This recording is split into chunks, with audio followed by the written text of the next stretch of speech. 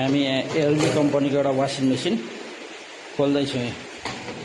यसको चाहिँ स्पाइरल भाँचिएर हामी एकदम बनाउन खोलिरहेको छौँ।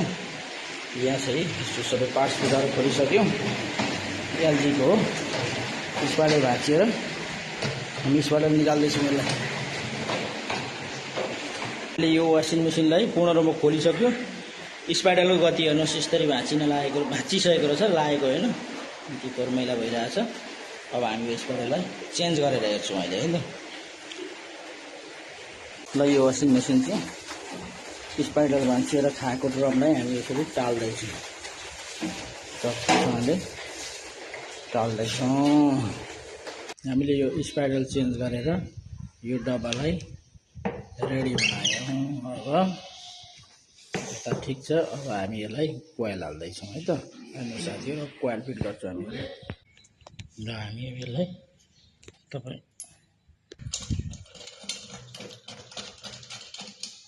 फिट गरिँदैछ। हामी यसरी टाइट गर्दैछौँ। हामी कोइलको भाग भयो।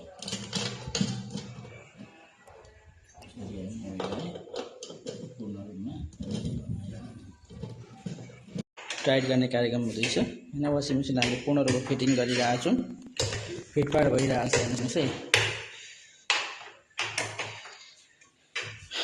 भइरहेको छ। पुरा ख्याल आएको थियो। हामीले स्प्रेहरू पनि हानी गरी यसलाई रेडी गर्दैछौँ।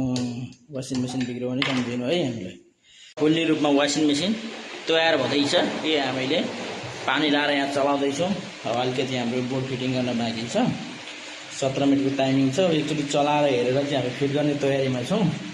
साथीहरू एलजीको वासिङ मेसिन रेडी गरिसक्यो। यो समस्या बनाएर